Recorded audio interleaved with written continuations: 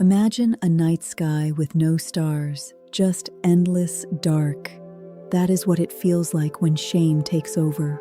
Not the sharp sting of having done something wrong, but the hollow, suffocating belief that you yourself are the mistake. Tonight, we are going to light that sky back up. We are going to talk about two words that people use as if they mean the same thing: guilt and shame, and why confusing them may be quietly destroying your relationship with yourself.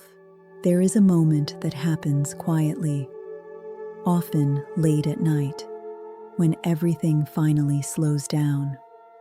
No one is asking anything of you. No one is watching.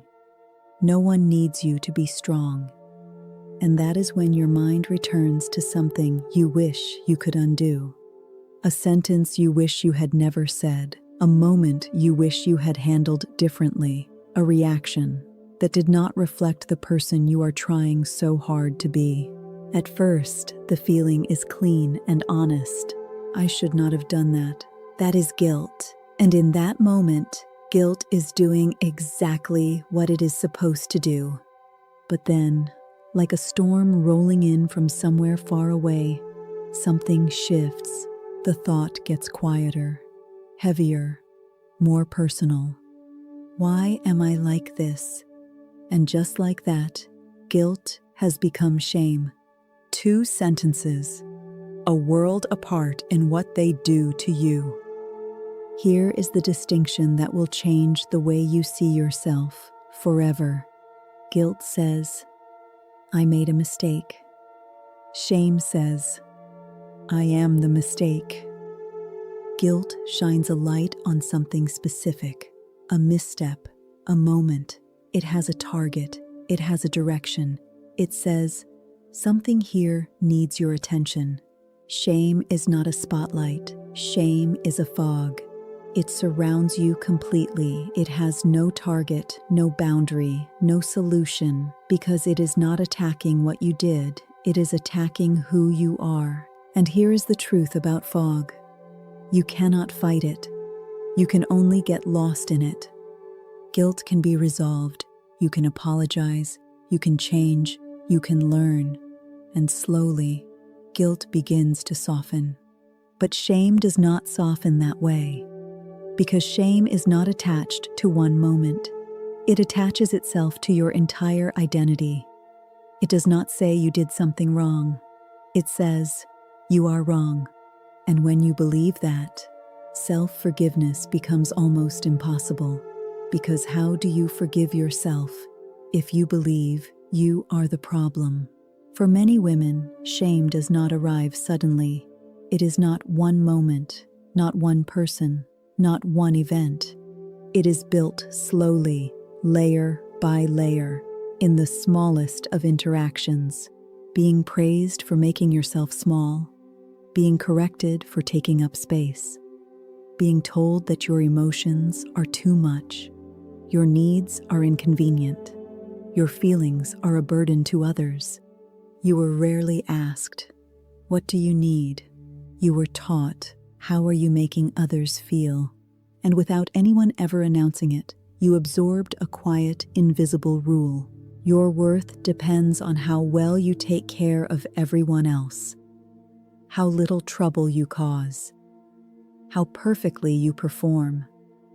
So when something breaks, even something that was never yours to carry alone, shame arrives first, not with evidence, not with logic, just a whisper. It must be my fault, not because it is true, but because shame taught you to believe it was. Shame does not just live in your thoughts, it lives in how you move through the world.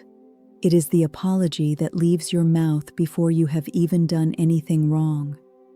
It is the way you make yourself smaller in a room full of people who seem more certain than you.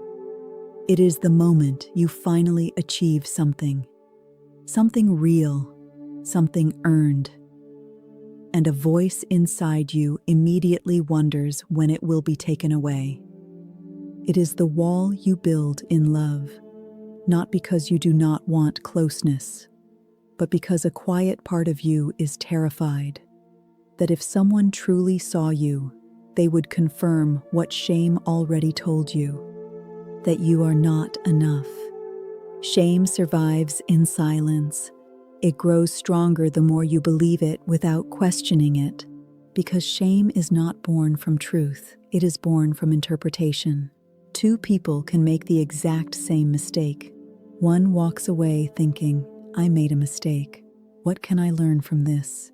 They feel guilt, they grow, they move forward. The other walks away thinking, this proves what I have always suspected about myself. They feel shame, they freeze, they carry it quietly for years. The difference was not the mistake. The difference was the meaning attached to it. And here is perhaps the most important thing I want you to hear today.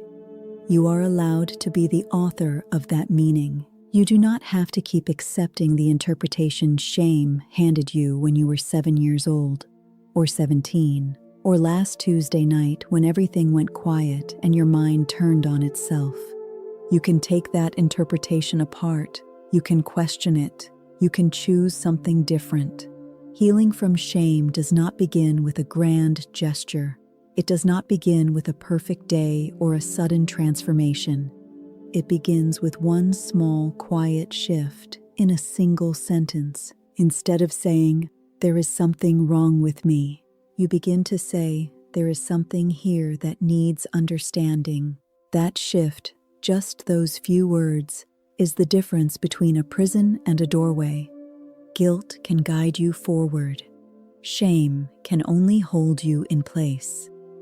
Your mistakes are not your identity. They are your education. Your emotions are not flaws. They are signals trying to show you something true. Your humanity, messy and imperfect and beautifully complicated, is not something you need to apologize for. So I want to leave you with something to carry after this ends. The next time that voice rises up inside you, the one that turns I made a mistake into I am broken, the one that turns a moment into a verdict, pause. Ask yourself, is this guilt or is this shame? Is this pointing at something I can actually learn from? Or is it simply attacking who I am? Because guilt deserves your attention, your compassion, your honest reflection. But shame deserves your resistance. You were never meant to carry yourself like a burden. You were never meant to spend your life earning the right to exist, to feel, to be loved. You were always worthy, even in the moments you could not see it. Even in the moments you believed the cruelest voice in the room, and that voice was your own. You were still worthy, not because you were perfect, but because you were human. And being human means you will sometimes misstep, you will sometimes say the wrong thing, you will sometimes outgrow the version of yourself you once needed just to survive. But none of those moments were ever meant to become your identity. They were meant to become your wisdom. They were meant to deepen you, not destroy you.